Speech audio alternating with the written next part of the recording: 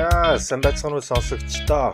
Их орныхоо нийслэл Улаанбаатароос Наги болон Дэги Америкийн нэгдсэн улсын Сан Франциско хотоос тэгшээ мэдчилж байна. За бидний 75 дахь дугаар буюу энэ жил 2019 оны хамгийн сүүлийн дугаар ингээд та бүхэндээ хүрж байна. Тэг хамгийн сүүлийн дугаараараа бас нэг энэ жил гарсан те гараад баг ерөөсө 3 сар болж байгаа бас дэлхийн олон уншигчдэд бас хүрсэн байгаа. Гэхдээ маш тийм маргаантай нэгэн номыг та бүхэндээ хүргэхээр бэлэн болгоод байна л да. Тэгэхээр Эдвард Сноуден гэд магадгүй манай сонсогчид бол бүгдээрээ хаа нэгтээ дуулсан байх та мэдээгээр байна уу эсвэл гарсан тэр нэг Холливуудын киногаар нь байна уу те. Тэгэхээр бүгдээрээ энэ Эдвард Сноуден гэж яг ямар хүн байсан бэ? Яаж яваад Америкийн засгийн газрын одоо шүдний араанд нь зоогдчихоо те яаж яваад их орноосоо явахаас аргагүй байдалд хүрсэн бэ тэгэхээр энэ бүгдийг одоо энэхүү дугаараас та бүхэн олж мэдэх болно. Яагаад гэх юм бол Эдвард Сноуден олон жилийн дараа те одоо чинь бараг 6-7 жилийн дараа өөрийнхөө намтрыг өөрөө бичиж сонсогчдод хүргэсэн байна те уншигчдад хүргэсэн байна. Тэгэхээр энэ ном бол Эдвард Сноудны бичсэн Permanent Record гэж ном байгаа. Одоо орчуулах юм бол одоо permanent гэдэг үг маань тэ одоо устдахгүй тэ байнгын байж ах гэсэн үг шүү дээ тэ. Record бол одоо тэр хүний мэдээлэл. Тэгэхээр энэ ном маань 2019 оны 9 сарын 17-нд одоогоор бол яг 3 сар юм байна. Хэвлэгдэн гарсан. Гарсан өдрөө Америкийн газар тэ Америкийн төв засгийн газар Эдвард Сноуден болон энэхүү номыг хэвлэсэн хэвлэлийн компанийг шууд Америкийн төв шүүхэд өгсөн байгаа.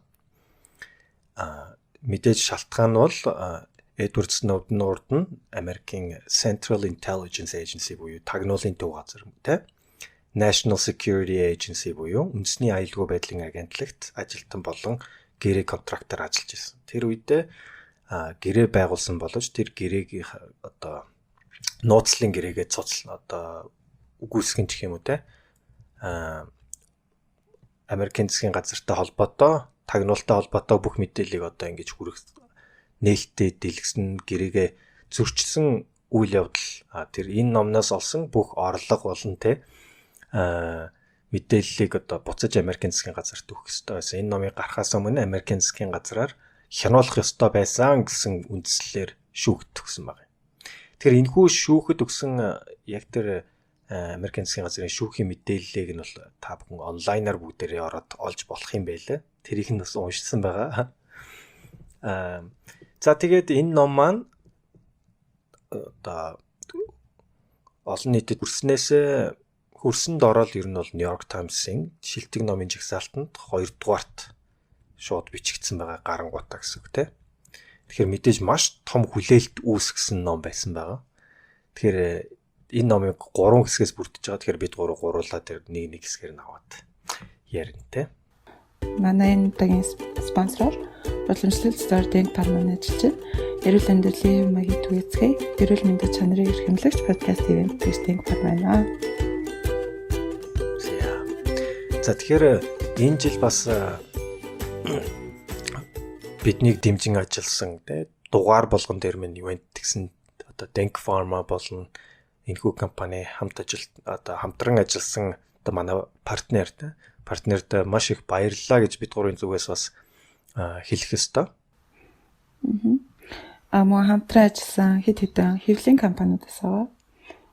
Monster хэвлэлийн компани, United Publishing хэвлэлийн компани гэх мэтчлэн манай сонсогчдод бас орчуулж гаргасан номнуудаа хамдралтайгаар гүөх тэр саналуудыг тавьсан байгаа тий. Тэгээд мөн бид энэ онд хамгийн эхлээд хамгийн анхны YouTube channel яг YouTube сувгаа бас нээсэн байгаа. Энэхүү сувгийг яг бэлэн болгоход гар бие оролцож бүх дугааруудыг нь бэлдэж өгсөн байнгын сонсогч болдоодоо бас маш их баярлаа гэж хэлье. Болдоо чи шүү баярлаа. Одоо тэгээд мөн сонсогчд маань байх юм бол биднийг бас YouTube-ээр яг сонсох боломжтой болсон байгаа. Unlock Podcast Official гэдээ орох юм бол яг бидний албан ёсны сувг нь байгаа гэж хэлье. Албан ёсны сувгаар орж сонсороо. YouTube дээр янз бүрийн хүмүүс энэ тентгийн дугаарыг тавьсан байгаа. Гэхдээ манай албан ёсны дугаараас ороод бүх дугаарыг сонсох боломжтой байгаа. За тэгээд ном руугаа бүгдээрээ орцгоё. Тэгээд номоо дуусгасныхаа дараа бас нэгэнтээ бидний хамгийн энэ жилийн сүүлийн дугаар учраас энэ жилдээ бас бид гурав юу хийж вэ те тэрийгэ базаад сонсогчтойгоо санал онлоо хуваалцах болно. За тэгээд бүгдээрээ номынхоо 1-р хэсэг рүү оръё. Тэгэхээр 1-р хэсэг маань Эдвард Сноуден гэж яг хэн байсан бэ? Энэ талаар Сноуден маань өөрөө бичсэн байна. Тэгэхээр энэ номын магадгүй хамгийн ихний дугаар бол эхний хэсэг нь одоо энэ 1-р хэсэг нь те. Эдвард Сноуден гэж хэн байв? Хүүхэд нас тэр өөртөө тохиолж байсан адал явдал те. Тэр энэ маань ер нь бол одоо хүртэл яг Сноуден хэн байсан бэ гэдэг олон нийтийн бол асуулт байсан. Тэгэхээр энэ яг номоор маш дэлгэрэнгүй бичсэн нь бас энэ номын бас шин тал нь байж чадсан юм болов. За тэгэхээр Эдвард Сноуден энэ хүн номоо мэдээж бичихтэй бол одоо та бүхэн бүгдээрээ мэдж байгаа тийм Эдвард Сноуден Америкийн нэгдсэн улсын иргэн боловч өнөөдөр их Америкийн хил алгах эрхгүй болсон байгаа тийм хэрвээ алах юм бол шууд баригдах бах тийм. Тэгэхээр энэ хүн яагаад жишээлбэл ингээд хүмүүс янз бүрээр харах бах тийм энэ эсвэл ингээд эх орноосоо урвцсан гэж нэгүүлэг нь харж байхад харин эсэргээрээ тийм Америкийн иргэдийнхаа төлөө 320 сая Америк иргэдийнхаа төлөө засгийн газрын одоо шудраг бус явдлыг гаргаж ирсэн тийм ард түмний баатар гэж хуваагдаж харж байгаа юм л да. Тэгэхээр та аль өнцгөр нь харан та энэ номыг сонсчод бас өөрийнхөө тэр өнцгөрөө харах үстэй хүн болгол энийг янз бүрээр харж байгаа. Тэгэхээр яагаад энэ одоо 320 сая иргэнтэй те одоо жишээлбэл Америкийн засгийн газар ийм хийж байгаа шүү гэдэг одоо мэдээллийг нууцлынхаа гэрээгээ цуцлан одоо эсвэл тэрийг үл хойшоо хүмүүст өргөсөн талаараа бас одоо бичиж эхэлсэн байна л да. Тэгэхээр одоо жишээлбэл Америкт тийм одоо төв тагнуулын газар ч юм уу байгууллагууд ажиллахтаа бол мэдээж тангараг өргөдөг ба. Тэгэхээр Эдвард Сноуден тангарага өргөчөөд Америкийн засгийн газар бол мэдээж тангарагнаасаа буцлаа те. Тэгээд одоо нууцлын мэдээллийг бүгдийн ард түмэд ил болголоо, олон нийтэд ил болголоо гэж хэлж байгаа боловч Эдвард Сноуден өөрийнх нь хэлснээр бол би тангарага Америкийн засгийн газар ч юм уу те нэг агентлагт өгөөгүй. Би тангарагийг бол Америкийн одоо олон нийтийн те ард түмний одоо хүсэл сонирхолт тийм үү ард түмний эх орондоо өргөсөн тангарагийнхаа төлөө би энэ мэдээллийг олон нийтэд тавьсан юм аа гэж хэлсэн нь бол одоо надад бол гайхалтай санагчлаа л дээ. Тэгэхээр бас нэг ариун шал ондоо өнцгөөс энэ хүн харж байна. Тэгэхээр энэ хүний өнцгөр одоо жишээлбэл яг энэ ном бичигдсэн байгаа. Тэгэхээр тэр хүний өнцгөр бас тэгэхээр энэ мэдээллийг харах хэрэгтэй болоо тий. Тэгэхээр Эдвард Сноуден ер нь бол Америкийн нэг тийм жирийн гэр бүлд төрж ирсэн. Гэхдээ тэр гэр бүлийн хүмүүс нь бүгдээрээ Америкийн засгийн газар ажилдаг байсан тий. Төрд ажилдаг байсан хүмүүс гэсэн. Дандаа аав ээж ер нь хоёлоо төрийн байгууллагад ажилдаг байсан. Тэр үдгийх л өвөө бол pop гэж дууддаг байсан тий. Адмирал хүн байсан байгаа. Адмирал гэдэг нь болохоор цэргийн тим одоо монголоор одоо генерал ч юм уу тий ингээд тийм том одоо шатлал байгаа тий. Тэгээд тэр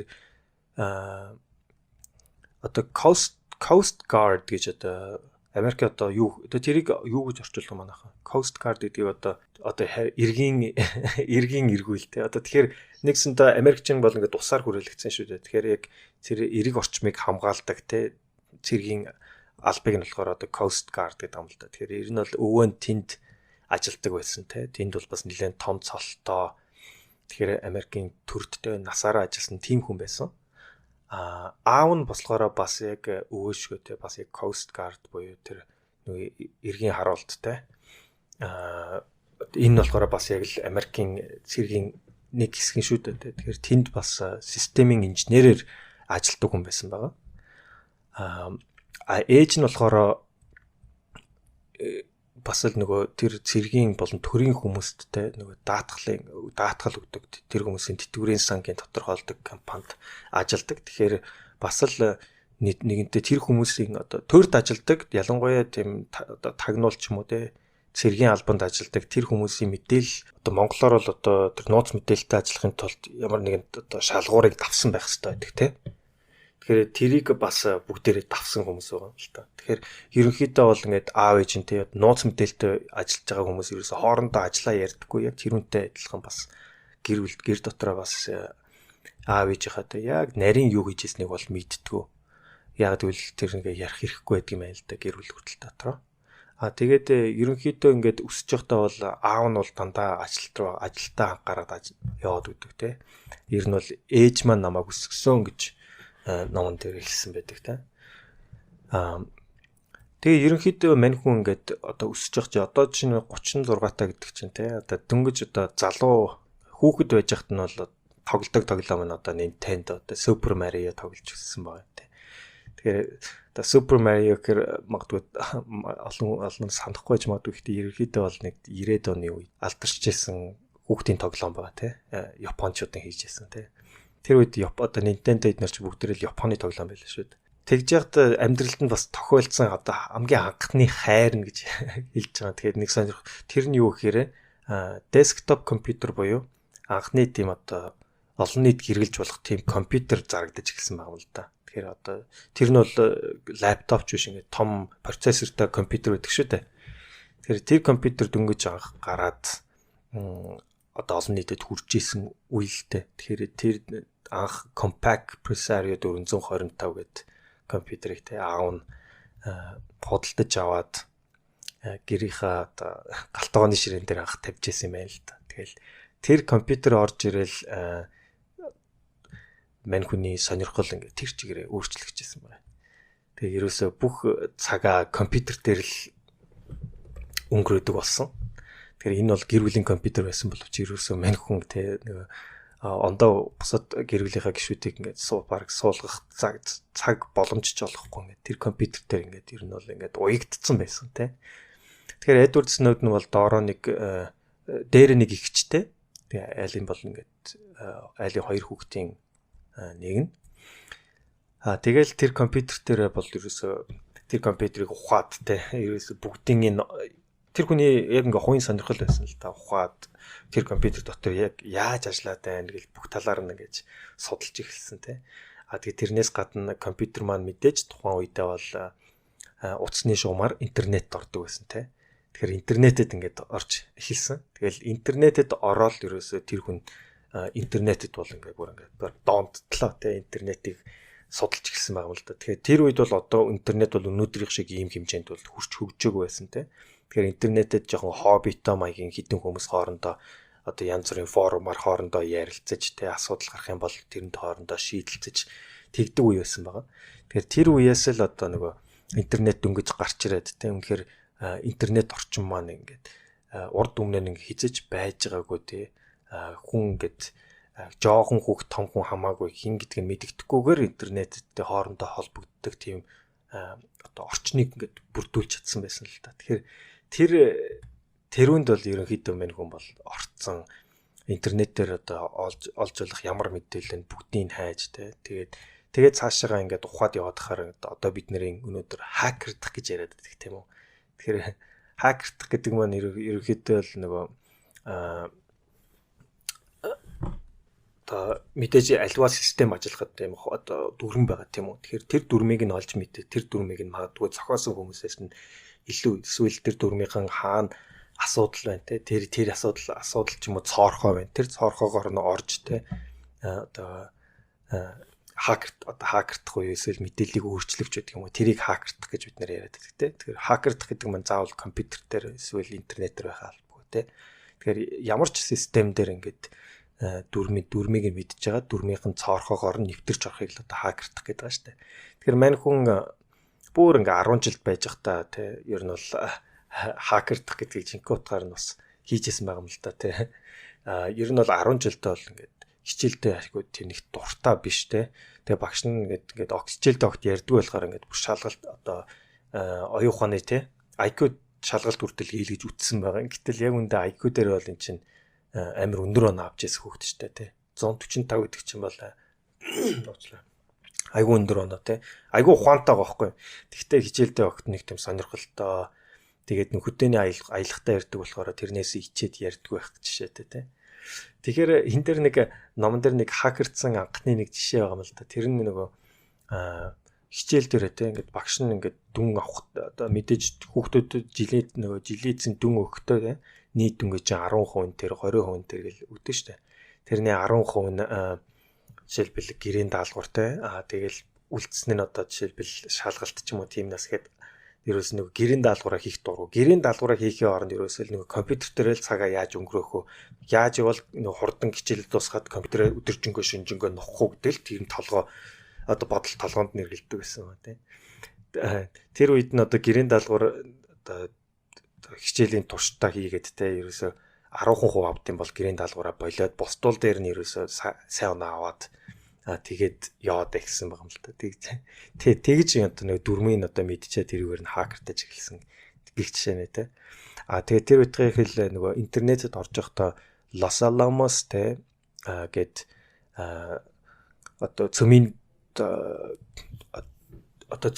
тэр ч одоо nuclear гэхээр одоо юу одоо цөмийн энергийн үндэсний лабораторийн вебсайтыг нь хакертаад байхдаа ерөнхийдөө вебсайтын те хамгийн одоо эмзэг газрыг нь олоод те тэгээд IT руу нь имэйл бичижсэн байгаа юм л да тэр үед. Тэгээ буцаад IT нэгээд нөгөө залгаад баярлалаа гэж хэлэхэд нь ээж нь утсыг аваад бас шокнд орж явах жишээ нэ. За тийм залуу одоо баг насыг өнгөрөөгд тэгээ ерөнхийдөө бол high school одоо буюу одоо 10 жилээ төгсөлгөө орхи одоо хаяад те тэгээд тухайн хотынхоо жижигхэн community college гэж жижигхэн коллежд өөрөө орж исэн байгаа юм л та. За тэгээд энэ хүний амьдралд бас хамгийн тохиолдсон нэг том үйл явдал ингээд ерөөсөө одоо хийх юмыг сонголтын ч гэсэн шулуун болгож өгсөн нэг зүйл бол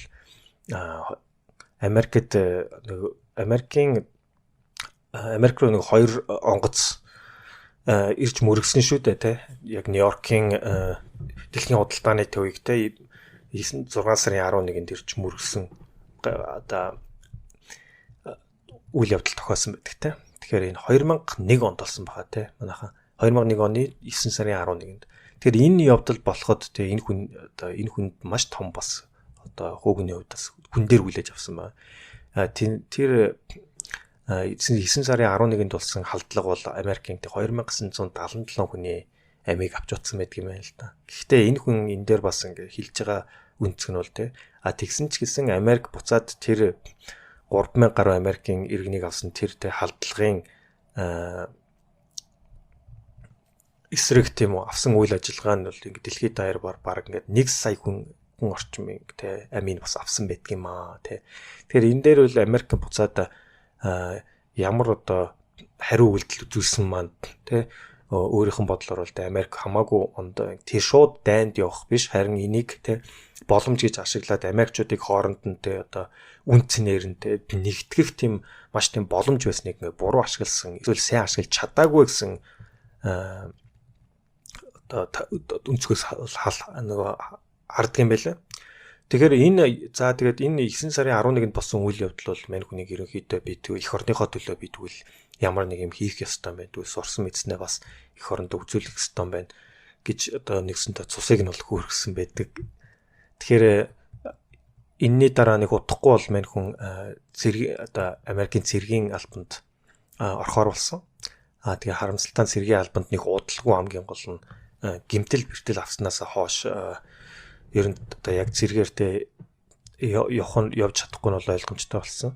Гэхдээ цэргийн албанд тэгэж сурж байхдаа бол маш их юм их сурсан байдаг те. Мэр хүн тэр үедээ бол жоохон нэг depressionтэй байсан те. Depression гэнэс одоо сэтгэлийн уналттай одоо нэг жоохон одоо тэр ч одоо өвчин шүү дээ те.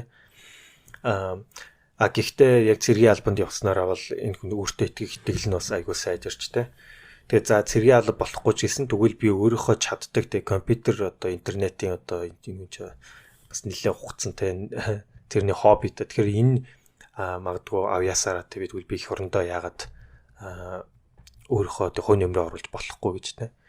За тэгэж тэрнээсээ хойш тэгэхээр ерөөсөө хэрвээ одоо тагнуулын газар ч байдаг юм уу те яг ингээд тэр өөрийнх нь одоо мэдлэг чадвараа ашиглах тийм газруудаа тий ажилд орохын тулд security clearance буюу түрүүн нэг би жоохон гацаадсан үг байна те, clearance гэдэг үг байна те.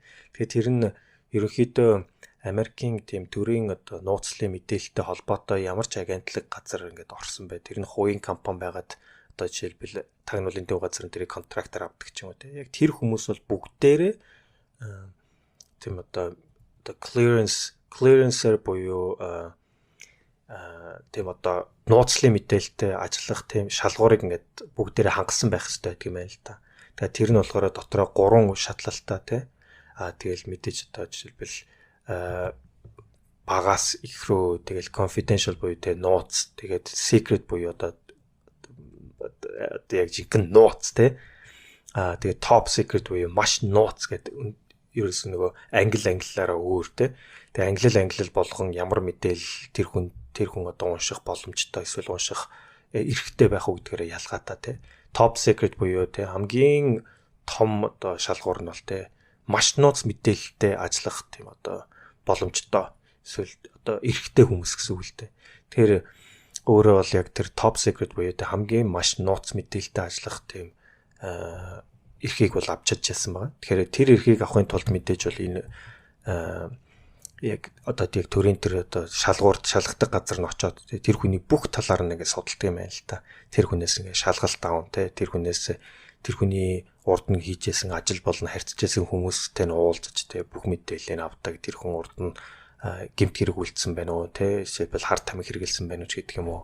Аав ээж нь ямар хөө байна те урд нь тэгээд тэр үтгийхэл урд нь хийжсэн ажил сурж исэн сургуультай багштай хүртэл уулзаж те хамгийн гол нь тэр хүн ямар нэгэн буруу юм хийсэн байна уу гэхээс гадна бас тэр урд нь тэр хүний амьдралд байгаа зүйлүүдийг тийм үү жишээлбэл одоо blackmail гэж буюу те одоо жишээлбэл тэр хүний эсрэг ашиглах боломжтой байна уу гэж ингэж яг хоёр талаас нь харддаг юм байна л да. Тэгээд 22 наснда бол энэ хүн тэр шалгуурыг давснараа те Америкийн ямар ч одоо нууцлалын өндөр нууцлалын мэдээлэлтэй ажилдаг тийм одоо тагнуулын газар ч юм уу те эсвэл одоо тагнуулын газартаа ажилдаг контрактор гэрээ хэлцээрээр ажилдаг тийм компанид ч юм уу те хангалттай орж ажиллах тийм шалгуурыг нь давж гарсан байдаг. За тэр үедээ бол энэ залуу бол 22 настай байсан те. Тэгээ 22 настай. Тэр үедээ бас ингээд найз охинтойгоо болцсон.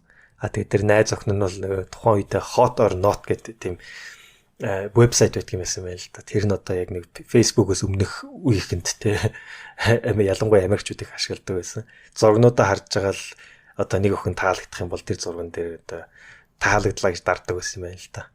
Тэгээ хоёр талаасаа хоёулаа зурган дээр дарчих юм бол тэр хоёр ингээд чатлах боломжтой те. Яг тэгэж одоо интернет дээр бас одоо өөрийнхөө өнөөдөр бол амьдралынхаа хантай ленцэдэг анх уулзч ирсэн байдаг юм байна. За ингээд ямар ч байсан Snowden гэж хэн байсан бэ гэсэн ихний бүлэг маань ингээд ерөөхдөө дуусч байгаа тий хувь хүний хувьд. За тэгээд хоёр дахь бүлэг дээр нь болохоор яаж ажлынхаа карьерийг эхэлсэн талаар нь гардаг л да. Сайнагийн хэллээ нөгөө одоо ус орондоо зүтгэхтэй тэнцийн хүсэл эрмэлзэлтэй өөрийнхөө компьютерийн ур чадварыг ашиглаад тагнуулын ерөнхий газар ч юм уу эсвэл үндэсний аюулгүй байдлын агентлаг гэх мэтчлэн тийм томоохон байгууллагад орж ажиллах сонирхолтой байсан. Тэгээд нөгөө мэдээллийн нууцт нэвтрэх тэр хамаг шалгуурыг давцсан болохоор эхний ээлжинд үндэсний аюулгүй байдлын агентлагийн нэгэн төсөл дээр орж ажиллах болдог. Тэгээд тэр төсөлдөө яг бас нөгөө IT-гаар ороогүй л дээ. Харуулаар ордог. Тэгээ нөгөө төслийнхаа шинэ байрны ингээд барилгын үйл явц энтрийг нь хяндаг тэгээд тийм нэг харуулын ажилтан болсон. Гэхдээ яг хуу ямар ч байсан юм улсын том байгууллагад орсон юм чинь эхнийхээ жижиг алхмыг хийчлээ гэж өөрөө дотроо бодчихсон. Тэгээ хэсэг хугацаанд ажилласныхаа дараа энэ бол миний хийх гээд байгаа зүйл аюу тойроо зам юм байна гэдгийг ойлгосон. Ягаад тэгэхээр хэрвээ үнэхээр л IT-гаараа шууд ингээд ажиллаад улсын томоохон төсөл дээр ормоор байгаа л төрийн ажилтан болохоос илүүтэйгээр хувийн байгууллагад орж ажиллаад хувийн байгууллагын IT мэргэжилтэн болж ороод тэгээд тэр хувийн байгууллага нь улсын одоо тагнуулын ерөнхий газартай ч юм уу те гэрээ контракттай тэр гэрээт ажилтан болоод орох юм бол улсын томоохон төслүүд дээр шууд энэ улсын байгууллагад ажиллах боломжтой гэдэг юм байна гэдгийг нь олж мэдсэн. Тэгээ үүндээ бол Америкт төрийн байгууллагад ажилладаг 5 хүн тутмын нэг нь ийм гэрээт ажилтан байт юм байна л да угаасаа. Тэгээд яг Snowden-ы хувьд болохоор нөгөө мэдээллийн аюулгүй байдлыг нь шалгуурыг нь хангацсан болохоор аюу хурдан ийм төсөлд орж ажиллах боломжтой байсан. Тэгээ эхний томоохон төсөл нь болохоор тагнуулын ерөнхий газрын Вашингтон төвд нь системийн инженерээр орж ажиллахаар болдог. Тэгээ энэ бол маш тийм өндөр үүрэг хариуцлагатай ажил байсан л да. Тэгэл ороод ингээд үзэнгүүт угаасаа өөртөө найдлахын 20 дөнгөж гарсан залуучууд системийн инженер буюу томоохон улсын байгууллагын хамаг системийнх нь нууцлын мэдээлэлтэй харьцдаг. Тэгээд тэдний одоо төв агуулгын түлхүүрийг нь барьсан гэхүүдээ зөвөрлөл тийм маш тийм чухал албан тушаал томилогдсон байсан. Тэгээд яг нөгөө олон жил ажилласан тагнуулын ерөнхий газарт насаараа ажилласан хүмүүс болохоор ямар нэг компьютерийн скил байхгүй болохоор зүгээр ингээд утсанд хариулдаг тийм сонирхолтой албан тушаал байдаг ч юм уу. Тэгээ өөрөө болохоор би ингээд ийм залуугаараа хариуцлагатай ажил хийж байгаадаа өөртөө айгүй их тийм бардчихсэн те сэтгэл хангалуун байсан. Тэгээ оронгууд энэ залуу хүмүүстэд зориулаад сургалт орсон л доо та нар ингээд айгүй нууцлын зэвэгтэй мэдээлэлтэй харьцаж байгаа болохоор хэрвээ нууц задруулах юм бол маш том шийтгэл хүлээж байгаа. Тэгээ бүр тэрийг ингээд жишээ баримттайгаар үзүүлээд өмнө нь нууц задруулсан гэрээт ажилчид болон үндсэн ажилчдын жишээг нь ингээд хаан дээр бүгдийн томор зургийг харуулж байгаа айлгаж ингэж тайлбарлажсэн. За тэгээд Snowden энэ үндсэн тагнуулын газар шөнийн одоо ээлжинд ажиллаж эхэлдэг. 7 өдрийн 3 өдөр нэг өдөр ажиллахдаа 12 цагаар ингээд шөнийн ээлжинд гараад тэгээд ямар нэгэн сервер унтрах, ямар нэгэн алдаад энэ тэгэл гарах үед тэрийг нь засах асуудлыг шийдэх тийм үүрэгтэй. Тэгээд энэ албан тушаалтаа 9 сар болсон. Тэгээ ажиллаж байхдаа юу гэж бодсон бэ гэхээр за би ингээд өөрийнхөө төрж өссөн газраас нэг хэдхэн цаг яваад хурцчих юм Вашингтонд ирээд ажиллаж байна. Тэгээ офисын ажил хийж байна. Ерөөсөө би ингээд энэ чигээрээ байх юм бол насаараа ингэж ажилласаар байгаа л энэ даатах юм шиг санагдаж байна. Энэ яг миний хүсэж байгаа зүйл мөн билүү? Би ерөөсөө дэлхийн ертөнцийг үзээгүй штэ, газар орон хараагүй штэ. Энэ чигээрээ байх уу гэд өөрөөсөө асууж хэлсэн. Тэгээд нөгөө ажиллажсэн тагнуулын ерөнхий газрынхаа гадаад дахь салбарт нь ер нь аплайдад үзье гэд тэг өргөдлөө гэсэн чинь тэнцсэн. Тэгээд гадаадын өөрийнх нь мөрөөдөл нь бол гадаадын ямар нэгэн дайн болж байгаа газар очиод одоо компьютерийн скиллийг ашиглаад ус орондоо зүтгэе гэсэн тийм мөрөөдөлтэй байсан. За тэгээд энэ програмд нь тэнцсэн болохоор юуны төрөнд эхлээд 6 сарын сургалт тренинг авахар болдог л доо Америк дотор. Тэгээд тэр тренинг дээр очиод ингээд үзсэн чинь тэр сургалтын байр нь ингээд маш тийм онцгой газар байсан. Сургалтын орчин нь маш тийм ядмаг, дутмаг тэгээд хамгийн юм ингээд эвдэрсэн нэг тийм хуучин тийм мотелд ингээд байрлалтай. Одоо маш олон цагаар сургалт ордог. Тэгээд илүү цагийн тиймэрхүү цалин мөнгө багтай. Тэгээд өөрөө бол нэг тоогоогүй л дээ.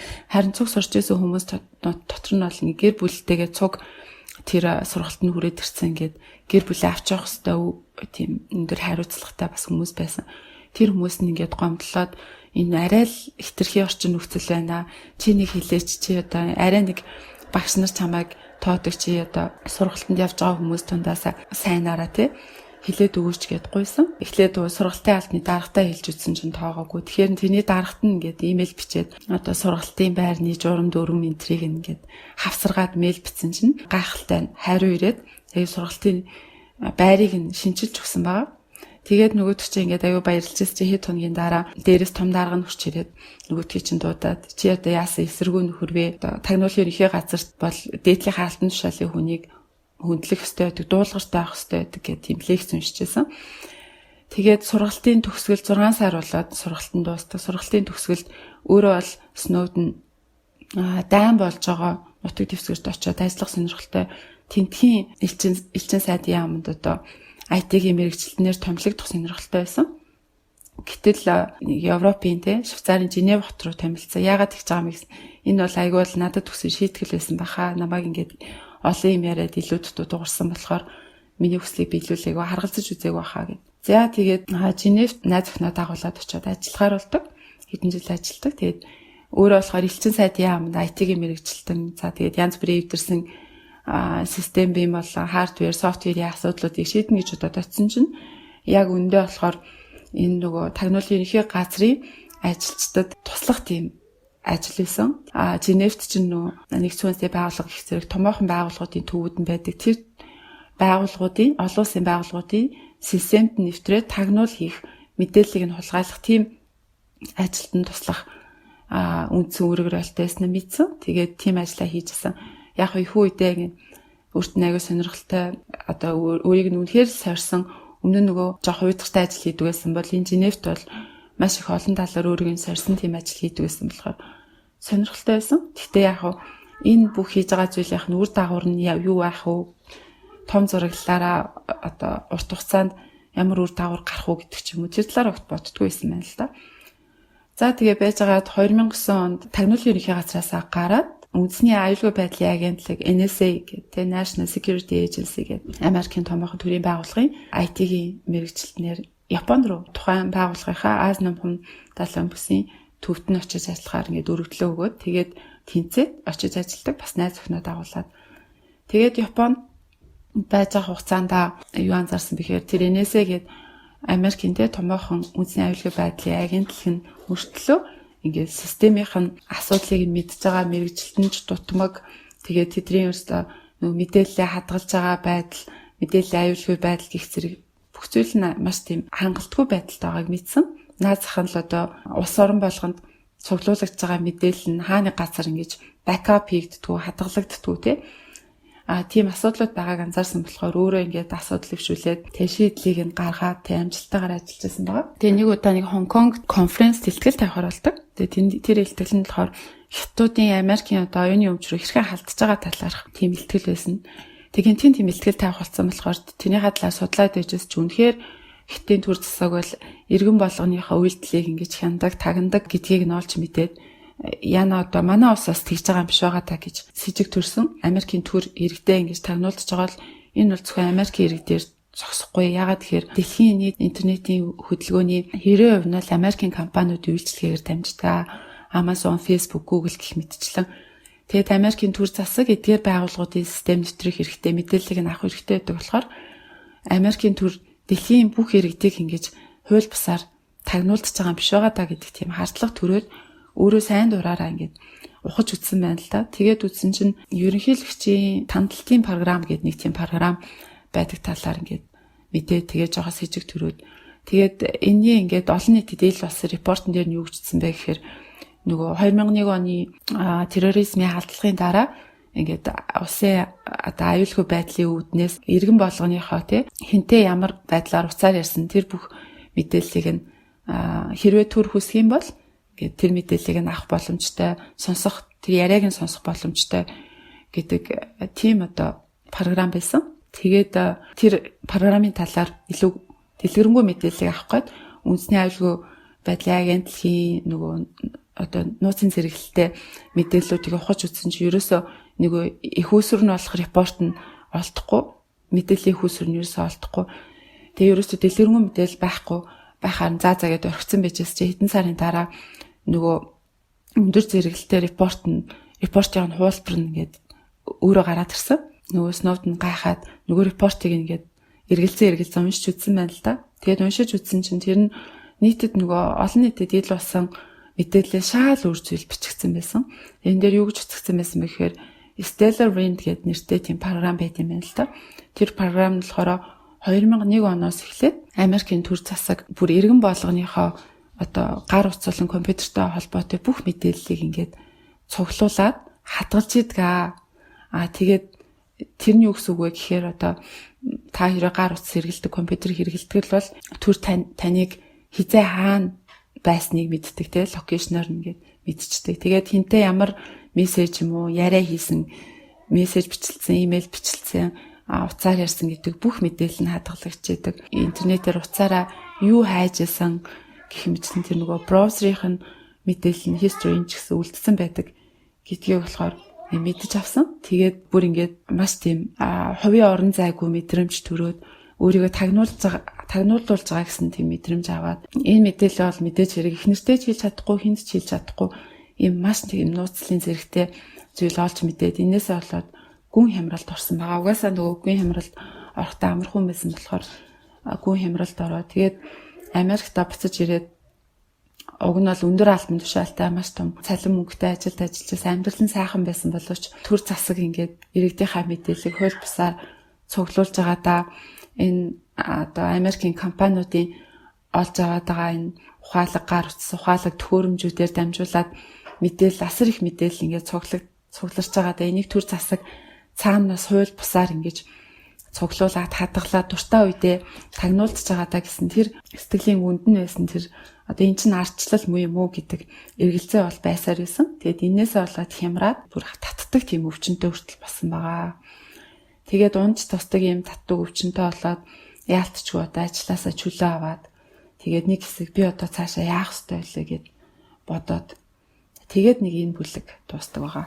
За тэгээд 3 дахь бүлэг буюу хамгийн сүүлийн бүлэг рүү орё гэж бодож байна. Энэхүү бүлэг дээр одоо та бүхний мэддэг сүүлд нь Snowden яаж мэдээллийг шүглүүлж нийтэд зарласан гэдэг хэсгээр нь орох болно. За тэгээд хэлснээр Snowden маань биеийн байдал нь муудаад ингээд ажилласаа нэгэнтэй гараад амралт тавдаг байгаа. Нэлээд хэсэг хугацааны эмчилгээний дараа биеийн байдал нь арай дээрдээд буцаад ажилдаа ордог. Энэ удаа харин Америкийн нэгдсэн улсын Хавай муж дээр ажиллаа эхлэхээр болдог. Энэ нөгөө талаас харах юм бол ажлын ачааллыг багасгасан гэдэг үүднээс өөрт нь бас илүү тустай. Тэгээд эмчийнхэн зөвлснөөр цаг агаар сайтай ингээд илүү гой байгальтай ойрхон байх учраас ажиллах боломжтой гэдэг тийм одоо санал аваад ингээд ахин ажиллахаар болдог. Энд чинь Хавай дээр ерөнхийдөө бүр ингээд газар доор ингээд нөхсөн та бүхэн санаж байгаа дэлхийн 2 дугаар дайны үед Хавай мужийн Pearl Harbor-ыг бомбогдсон байгаа. Тухайн үед үндэсний одоо тагнуулын ерөнхий газрын энэ том төсөл байсан газар дорох тэр төсөл тэрхүү байгууламжийг ашиглаад Хавай мужийн Ohio гэдэг арал дээр энэхүү байгууламжид ажилтдаг болсон байгаа. Тэгээд энэ ажиллаж эхлэхдээ бол ерөнхийдөө албан тушаалын хувьд бол маш муудсан байсан. Тэгээд ерөнхийдөө өөрөө ганцаараа ажилладаг байсан. Тэгээд түүний харьцаж байсан албан тушаал нь болох юм бол ерөнхийдөө мэдээллийг бусадтай хуваалцах гэдэг тийм офис тийм албанд ажилладаг. Тэгээд тэр албанд өөрөө ганцаархнадаг байсан. Тэгээд ажлын үед маш ингээд амархан болсон учраас ерөнхийдөө ажил дээр хамгийн түрүүнд одоо ажиллаж эхлэхдээ 2012 оны ихэнх үед ажиллаж эхлэхдээ бол ерөөдөө энэ айгу амархан ажиллана гэж ерөөдөө бүх зүйлийг автоматжуулж ихсэн. Тэгээд хэдэн сайхан код бичээл ерөөдөө өөрийнхөө ажлыг автоматжуулаад ер нь амархан болгосон. Тэгээд ерөөдөө өөрөө нэг хайхтар хийх ажил болго тэгээд ийм за тэгсэн маягтай ингээд сууж исэн. Тэгээд тухайн үедээ нөгөө түрүүн дэгийг ярьжсэн Японд ажиллаж байхдаа ер нь нийтийн 2001 онд болсон террорист хадлагын дараа болсон энэ хүү нийтийг тандан цагдах энэ хүү зүйл нь хэрхэн явагдаж байгаа юм бэ гэдгийг дахин нэг судалж үзэхээр яг ингээд шидэд цаг ихтэй ч байсныг хэлэхгүй тэгээд шүн ганцаархнаа ажилдаг гэсэн. Тэгээд өөрийг нь хянаж байгаа хүн нэг ганц харуул тэгээд өөрөө шүний албанд Dell компани одоо контрактор гэдэг нэртэйгээр ажилдаг байсан байгаа. За тэгээд энэхүү нөхцөл байдлаа үзээд ер нь эхлэвч гэсэн яг энэ одоо Америкийн нэгдсэн улсын яг иргэдэгээ тандан цагдж байгаа энэ хүү одоо байдал нь ямар байгаа юм бэ? Тэрийгээ би эхлээд өөрөө ойлгож ухаар яд ихчээд түүнийхээ дараа юу хийх тухайгаа өөрөө бодё гэж эхлээд судалгаа хийж гисэн байгаа. Тэгээд яг энэ хүү судалгааг хийж эхлэх үед нь бас NSA буюу өөрийнх нь ажилтай холбоотой ерөнхийдөө офисуудын хоорондоо болохоор read board буюу одоо мэдээллийн самбар гэж зөвлөд өдөр болгон явагддаг гэсэн юм байна л да.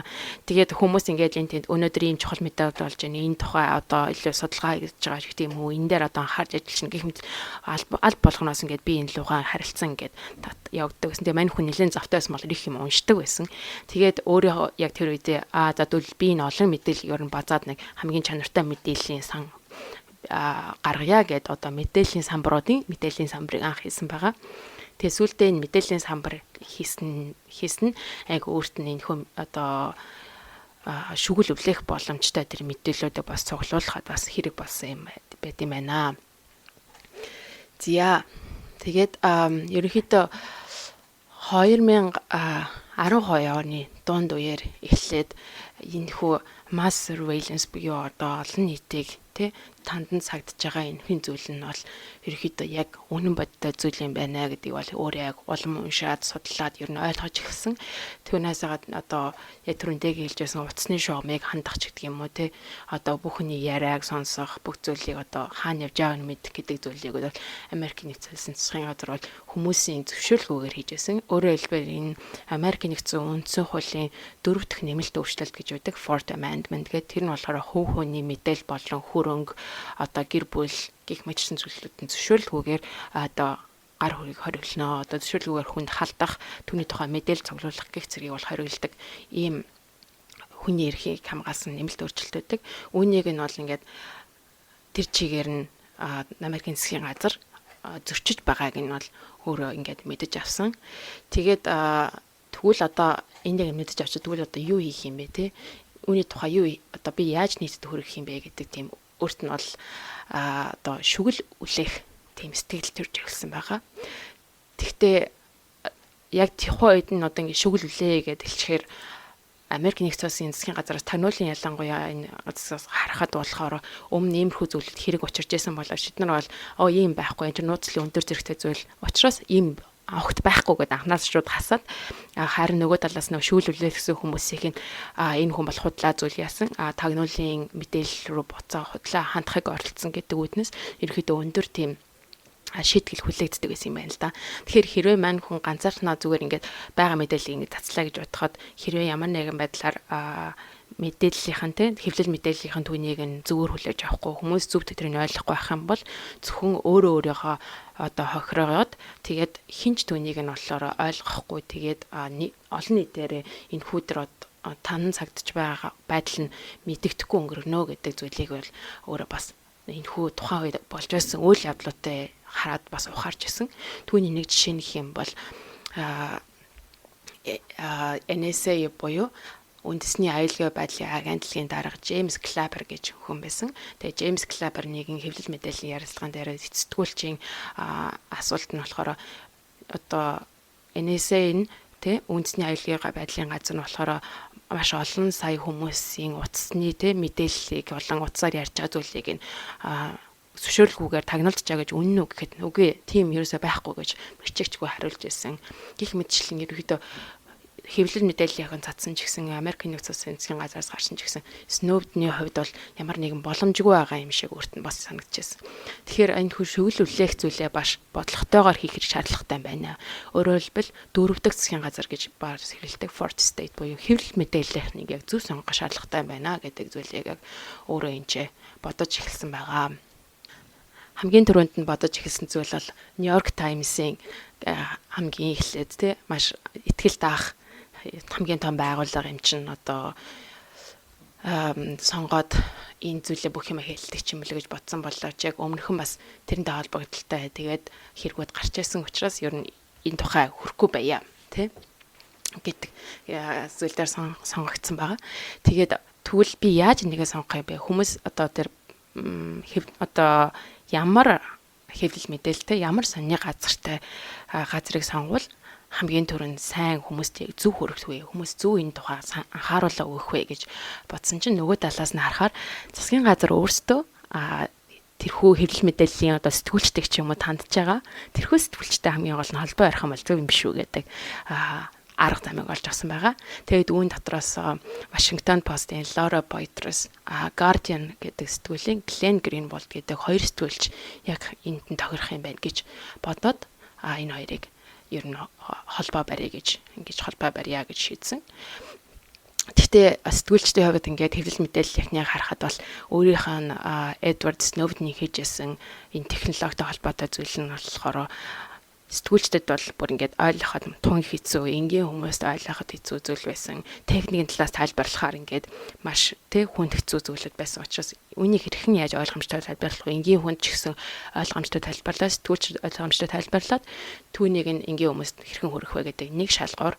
Тэгээ хоёр дахь нь болохоор 2013 оны 3 сарын үед бас ажиллагдсан тэр зүйл нь болохоор түрүүний хэлж байсан Джеймс Клапер гэж үндэсний аюулгүй байдлын газрын дарга нь болохоор тухайн үед конгрессээр хүртэл ингээд батлагдаад ингээд гарсан нөгөө худлаа ярьж байсан хүнийг нь хүртэл конгресс ингээд баталчихсан. Гих мэтчлэн зүйлүүдсэн байгаа. Тэгээд үүнтэй бас анхааралтай хандах шаардлагатайгаа бас өөрөө ойлгож эхэлсэн юм. Тэгэхээр нэлээд одоо шүглүүлж олон нийтэд энэ мэдээллийг цацхын тулд нэлээд бэлтгэх шаардлагатай болсон. Тэг үүний нэг нь болохоор баримтжуулах асуудал байсан байгаа. Тэгээд мань хүн Хавайд ажиллаж байхдаа NASA буюу үндэсний аюулгүй байдлын энэхүү офисоос бүх шаардлагатай мэдээллүүдийг авах шаардлагатай болсон. Ерөнхийдөө та бүх мэдж байгаа компьютер дээр бичигдсэн баримт бичиг болгоомд бол өөрийнх нь метадата гэж байдаг. Тэрнийг хэн үүсгэсэн, хизээ үүсгэсэн, хэн тэрнээ харсан ч гэдэг юм уу те. Тэгээд түүнээс гадна энэхүү одоо үндэсний аюулгүй байдлын систем дотор ороод хин нэгэн ямар нэгэн зүйлийг документ те ямар нэгэн баримтыг олоод харах, тэр фолдерыг онгойлгох, файлыг онгойлгох, тэрэн дээр одоо юм эдитинг хийх ч гэдэг юм уу засвар хийх гих мэтлэн бүх хин хаана хизээ юу гэсэн гэдэг зүйл нь минут секунд дойлтойгоо хамт ингээд бичигдээд үлдчихэдэг.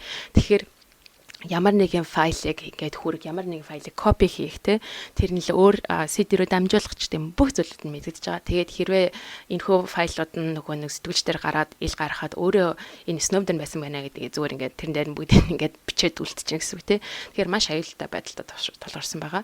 Тэгээ энийг түл хэрхэн авч гарах вэ гэдэг том асуудал дээр мань хүний өөрийнх нь яг мэрэгчлэлтэй холбоотой зүйл байсан учраас өөрөө яг энийг зөв арга байдлаар хийж чадсан. Тэр нь юу байсан бэ гэхээр тухайн үед нөгөө дөрөв хэлжсэн мэдээллийн самбарууд гэсэн. Тэгээ мэдээллийн самбарууд дээр байсан мэдээллээсээ буцааж аваад өөрөө яг мэдээллийг хэрхэн түгээх вэ гэдэг албанд ажиллаж байсан учраас тэр өөрийнх нь албатай нь бас яг таарсан байгаа. Тэгээд тухайн үед хэрэглэгдэхгүй байсан хуучин компьютерүүдээрээс ингээд оруулаад тэгээд мини SD карт оруулаад тэгээд шүн нөгөө ажилдаг байсан учраас хитэн хамгаалтын хүмүүст байсан өөр хүн байгаагүй. Тийм учраас тэдрийг харгалаад өөрөө хамгийн анх ажиллахтай хамгаалтын албанд ажиллаж байсан учраас хамгаалтын албаныхан ямар байдалтай тэнцээ сууж идэх мэддэг. Тэгэл хөөрхөн жижиг сажиг яриа үүддэг ч гэдэг юм уу те. Гих мэтлэн байдалтайгаар ерөөхдөө хэрэгтэй мэдээлэлүүдээ маш олон хэмжээний мэдээлэлүүдээ NSA-гийн буюу үндэсний аюулгүй байдлын албаны сүлжээнээс бол ингэж бүгдийг гэртээ авчирч чадсан байгаа. Гэтэ маш их ажисан тий одоо үйл хөдлөл болооныг нь мэдж байгаа гэдгийг нь бол хянах боломжтой гэдэг нь өөрөө мэдчихсэн учраас секунд тутмаа алхам бүрээ шал өөр юм шиг харагдуулахыг хүсэжсэн. Тухайлбал хэмэл гэрээс интернет ордоггүй, Starbucks ч юм уу одоо тийм интернет кафе шопоос мэдээж гарахгүй. Манайх юу гэдэг гэсэн бэлэр гудамжаар ингээ машинтайгаа яваад энэ бидний мэдхгүй маш олон интернет сүлжээ Wi-Fi байдаг. Тэрний нэгнүүдээс ингэж байнга ороод тэгээд тэр байршлаа байнга өөрчлөлт гэдэг ч юм уу. Тийм байдлаар энэ холбогддог байсан. Тэгээд гэртээ авчирсан мэдээлэлээ яг одоо нэг encrypt гэж хэрэгэлдэг. Одоо encryption буюу хэрэг технологийн хүмүүс байгаа л мэдж байгаа энэ юу гэдэг вэ гэхлээр ерөөдөө мэдээллийг унших боломжгүй болгодог. Тэгээд түлхүүр өгийг өгөөд тэгээд encryption гэдэг програмаар явуулахад л нөгөө мэдээллийг унших боломжтой болгодог. Тэгэхээр бол нууцлалдаг, тийм том хайрцаг хийждэг гэж ойлгож байна тийм байдлаар хүртэл энэ бүх мэдээлэлээ хийж бэлдсэн байгаа. Тэгээд энэ мэдээлэл бидэд ингээд гэртээ ингээд гэрийнхэн ширээн дээр ингээд диск нэгээд авсан байгаа. Хэрвээ одоо энэ дискийн нэг нь олоод тэр доторхыг уншия гэж бодох юм бол бараг 5 миллион билион жил хэрэгтэй дэлхийн бүх компьютерэд нэлээд тийм хэмжээний өндөр нууцлын чанартай зүйлийг хийгээд ингээд мэдээлэл авч чадсан байгаа юм л да. За тэгээд түүний дараа яг хацтай явж байсан чинь Booz гэдэг бас нэг контрактор дээр ажиллах бас боломжтой болсон. Тэгээд түүний ачаар яг юу болсон бэ гэхээр Хавайгаас Вашингтон DC руу очиод тэгээд яг NSA-гийн төв зэг дээр нь очиж, төв офис дээр нь очиод сургалтанд суух шаардлагатай болсон. Хэдэн 7 хоног. Яг энэ үе дээр X-key score гэж энэ хүү системийг яг бүтэн нүдээр нь амьдаар нь харах тийм боломжийг олж авсан байгаа. Энэхүү X-key score гэдэг систем нь юу вэ гэхээр ерөөхдөө яг л шинжлэх ухааны уран зөгнөлттэй юм шиг санагдаж байгаа болоо чинь тухайн үед 2012 онд яг жинхэнэ бодит амьдрал дээр хэрэглэгдэжсэн програм байгаа. Тэр нь юу болсон бэ гэхээр Америкийн нэгдсэн улсад амьдарч байгаа хэний ч хамаагүй утасны дугаар, гэрийн хаяг, IP адрес буюу компьютерийн хаяг энийг хийгээд ингээд зүгээр та нар Google дээр юм хайдаг шүү дээ. Яг тэрнтэй адилхан аль нэг нэгэд тэр хүний тухай бүх мэдээллийг хэдэн цагт юу хийсэн, хаашаа явсан, хэдэн төгрөгөөр юу авсан, хаана хэнтэй уулзсан, юу гэж ярьсан, утасныхон дугаар, компьютерийн өмнө яаж суучсан, царай нь хүртэл нөгөө нэг видео камераар нь хүртэл ингээ бичигдсэн, хүүхэд нь хэдэн настай, тэр нь гэдэг бүх ерөөсөө бүх хамааралтай бүх хэмээг ингэж гаргах боломжтой ийм програм байсан байгаа.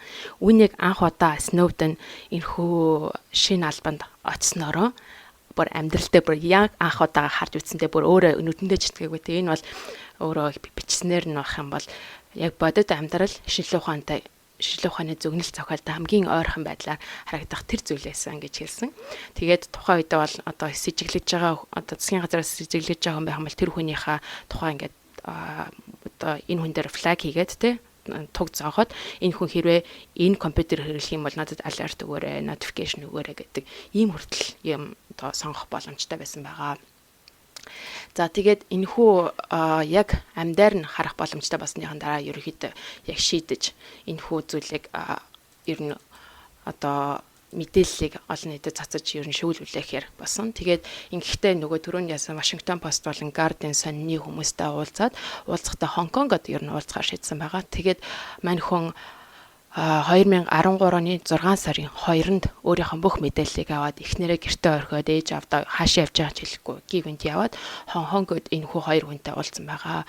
Та бүхэн санаж байгаа юм бол 2014 онд Snowden яг өөрийнх нь баримтат кино гарсан байгаа. Энэхүү ярилцлага нь яг тухайн үед энэ Хонконгийн зочид буудал дээр болсон хамгийн анхны ярилцлагын үеэр хийгдсэн энэхүү кино байгаа юм. За тэгээд ингээд яг хамгийн анхны шүглүүлэгдсэн тэгээд сон дээр хэвлэгдсэн Guardian сон дээр хэвлэгдсэн мэдээлэл нь 2013 оны 6 сарын 5-нд гардаг. Түүний дараа дахиад ингээд хэд 3-7 хоногийн туршид ингээд нэгээр нь тий хэрхэн Америкийн нөхцөл бас дэлхийн бүх зөвхөн Америкийн нөхцөл бас дэлхийн бүх мэдээллийг ингээд интернет холбогдсон бүх мэдээллийг тагнах цагдах боломжтой байгаа вэ гэдгийг бүгдийг ингээд дэлгэсэн. Түүнд хэрэглэж байгаа баримтуудыг нь дэлгэсэн маш том мэдээлэл гарч ирдэг байгаа. Тэгээ түүнийхэн дараа энэ хоёр суралцагч маань ерөөсөө чи видео statement хийх хэрэгтэй тэгэхгүй бол ингээд засгийн газраас энэ худлаа юм ярьж байгааг ингээд ницаагаад байна гэж. Тэгээд видео statement хийгээд ингээд яг сонноор гараад би Snowden байна. Би тэдэн настай тимтэй ажил хийж ирсэн. Миний ярьсан бүх юм үнэн болно гэдэг одоо ч гэсэн интернет байгаах эдгээр зүйл хэлсэн байгаа. Ингээд мэдээж Snowden ингээд 2013 оны 6 сард ингээд Америкийн нэгдсэн улсын хамгийн том хэрэгтэн болж ингэж гарсан. Тэгээд энэ чинь Хонконгоос ямар нэгэн байдлаар одоо asylum буюу одоо өөрийг нь ам аврах тийм дөрвөх ийм хэрэгтэй болоод одоо нэгдсэн үндэсний байгууллага маш олон орнууд бүгдэнд нь хүсэл гаргасан боловч хинж хүлээж аваагүй. Тэгээд хамгийн анх хүлээж авсан улс нь бол Эквадор улс байсан. Тэгээд Эквадор улс өөрсдөө нэгдсэн үндэсний байгууллагаар дамжуулаад тусгай тийм эрх тий зөвхөн агаараар дамжих эрхтэй тийм эрхийн пасс буюу одоо төр зүрийн паспорт гэсэн өгөөд явуулдаг боловч тэр нь Эквадор руу орохын тулд Москва, Хавана, Каракас гэсэн 3 хотоор нисэх шаардлагатай байдаг. Тэгээд яг нисээ явжсэн хамгийн ихнийх нь болохоор Хонконгоос Москва руу нисээд тэгээд яг Москвад очиж Шерматавад 2013 оны 6 сарын 23-нд Шерматава улсын онгоцны бодолтой газардаг.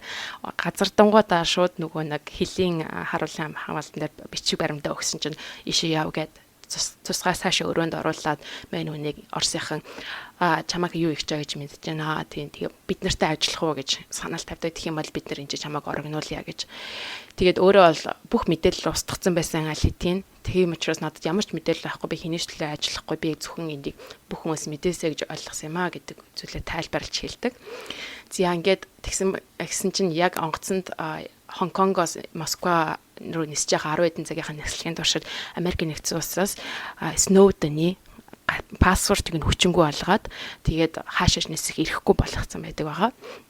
Энэ яг өөрийг нь агаар дээр байх онгоцонд байж байгаа хугацаанд ингэж болсон хэрэг явдал. Тэгээд мань хүн одоо ингээд Шерматавагаас тааш Хавана, Каракас, Эквадор орж чадахгүй болдог. Онгоцны бодолдоор ойролцоогоор 40 хоног байсны эцэс зүйлргээ Оросын засгийн газраас төр зураг орогнох эрхийн бичгийг ойлгоод тэгээд одоо Snowden маань түүнээс хойш 6 жилийн турш Оросын нутаг дэвсгэр дээр одоо Москва хотод амьдарч байгаа юм байна. За тэгээд гэр бүлийнхэн тухай хэлэх юм бол түрүүн Наги хамгийн ихэнд ярьж байсан найз охин нь 2-3 жилийн өмнө Оросд очоод тэгээд тэр хоёроо Оросд хамт амьдарч байгаа. Тэгээд 2 жилийн өмнө гэрэлсэн юм байна. Зя сүүлийн хэсэг нь бол бүр яг кино шиг ингээд уншиж байхдаа өөртлөө галзуурмаар тийм яг бүлэг болж таарсан. Тэгээд яг нөгөө нэг 13 хоноос хойш болж исэн үйл явдлуудыг ингээд хүүгээд уншингуутэй яг номон дээр өөрөө ямар зүйл үзэж туулсан энтертэй ингээ харьцуулаад айгүй сонирхолтой. Бодож явдал биш гэж бодмоор тий. Тэгээд яг тэр үеэр бидний бас мэдж байгаа Wikileaks-ийн Julian Assange гэдэг хүмүүс шиг Эквадор улсад бас төр зүрх орогнож амьдарч байгаа ч гэдэг юм уу. Тэр зүйлүүд бас нэлээд болдог. Тэгэхээр энэ засгийн газруудын хоорондох мэдээллийн сүлжээ гэж бас нэг юм бас том юм байгаа. Тэрэнд нь Канада, Америк, Англи, Австрали, Нью Зеланд улсад оролцсон ч гэдэг юм уу. Тэгэх юм бол нэг би энэ луга нууцын зэрэгэлтэй мэдээллүүдийг хуваалцах ч гэдэг юм уу тий. Гэх мэтлэн маш тийм том сүлжээ байдгийн байна гэдгийг бас энэ номоос бас мэдэж авсан. Тэг бас Snowden-ыг дэмждэг хамгаалдаг хүмүүсийн community үүссэн баг тий. TED Talk энэ бас яриад ах шиг байсан шүү дээ 14 онд л. Тийм. Тэгээд тэрийг болохоор Freedom Speech гэсэн баха Snowden өөрөө тэрийг үүсгэн байгуулад Оросд байхдаа одоо ч гэсэн тэрийг удирддаг юм билээ. Тэгээд яг үүнтэй холбоотойгоор хэрвээ шүүгүүлүүлэх боломжтой хүмүүс ахын бол Secure Drop гэдэг тиймээс олон нийтийн open source бас одоо платформ байдаг. Тийшээ хийх юм бол яг encrypted байдлаар бүх хүмүүсийн одоо документыг хүлээн авах боломжтой, хэвлэл мэдээллийн газруудад мэддэх боломжтой. Тийм бас платформ байд юм байлээ. За тэгэхээр энэ ном уншсны дараа бас жоохон айдас. Харин сонирхолтой. Уцаан унтраагаал эргэн тойрныхоо бүх ухаалаг төхөөрөмжүүдийг унтраагаал. Тэгээ гар утсаа хэрэглэхгүй болчихно шүү дээ. Тэгээ яг тэгээд яг эднэр хэлэхдээ бол хувь хүний сонголт л гэдэг юм л да тий. Юу таажлбал тэр аппуудыг ашиглаж байгаа бол таны мэдээлэл арт нь ингээд бичигдэж явах боломжтой. Эсвэл бичүүлэхгүй гэж байгаа бол огт хэрэглэхгүй ч юм. Тэрнээс гадна одоо жишээлбэл одоо Google-ийн Google те Amazon бүгдээрээ нөгөө ассистент гот болчихлоо шүү дээ тий. Тэгэхээр тэднэр нь бас бүх мэдээллийг ингээд тэр хүний одоо гэрт нь болж байгаа яригдж байгаа бүх зүйлийг бичиж авч явах бас боломжтой гэх мэтчлэн тий. Тэгэхээр энэ өөрөө технологийн бас ирж байгаа бас сул тал нь гэх юм уу тий. Тэгээ хүмүүс бас бодож магадгүй л тий. Одоо нөгөө ингээд за бичиж авч байгаа л үгүй юм сүртэй юм тий. Надаа угаа сануух юм байхгүй. Тэгээ мэдээл хадгалагдаад харин сайн юм шүү гэж бодож иж магадгүй. Гэтээ та нар ингээд төсөөлөд үзтээ бүх мэдээллийг чинь бичиж аваад тэгээд нөгөө ухаалаг artificial intelligence-ээр хэрвээ ямар нэгэн жижигхэн дүрм журам зөрчиж байгаа юм бол тэрийг чинь нөгөө тагандаг камер бичиж авснаа таныг шууд торгодог ч юм уу тий. Тэгээ нөгөө нийгэмд чи ямар олон юм gray zone саарл хэсэг байдаг үлээ. Юм болгон дүрмээр явдаггүй шүү дээ. Хаяада хүн ингээ бодож байгаа. За энэ үед нь дүрмийн зөрчиж, энэ үед нь ингээд дагаа явчих гэдэг юм уу. Тийм байдаг. Гэтэл одоо нөгөө бүх юм ингээ танддаг ухаалаг төхөөрөмжөөр мэдээлэл чинь хадгалагддаг дүрм журамдаа захирагдана гэдэг ингээд амьдрал бүр ингээд роботуудын гарт орчих юм шиг бүр санагдаад амар надад ч гэсэн уншиж байхад төвшөртэй л эсвэл та. Гэтэ бас нэг номнод уншиж байхад яг наадах чинь жишээлбэл яг тийм зөвгнөлт кинон дээр гардаг үйл ажиллагаа биш. Яг ингээд одоо магадгүй дараагийн 5-10 жилд бодитоор биелэх магадлалтай зүйл. Бодитоор биелэх магадлалтай ш бүр одоо биелээ явж байгаа. Яг болж байгаа зүйл гэж би бол бодож байгаа. Ягаад гэвэл хэрвээ та бүхэн интернетээр ямар нэгэн зүйл хайдаг байх юм бол хайх юм бол дараагийнхаа вебсайтн дээр ороход хажуу талд чинь юу гарч ирдэг вэ? Google Mail дээр чинь орох юм бол автоматар тань хийж байгаа бүх зүйлүүд чинь харагддаг. Google Mail дагаар дотор байгаа хэн нэгэн танил мэйл явуулах юм бол та хэдийн Google Map дээр нь орчсон. Та хэдэн цаг тэр үндэ энд уулзна гэдэг ингээд зооцсон ч яг жишээ тий. Тэгэхээр бол интернет бүгдийг нь бол ер нь хянж байгаа. Тэгэхээр энийг яаж хянуулахгүй байх вэ гэдэг нь бидний өөрсдийн сонголт тий. Аль хэмжээнд хянуулахгүй байх вэ? Бүх юмаа ингэж оф хийх үү? Эндээ зүгээр байх уу гэж.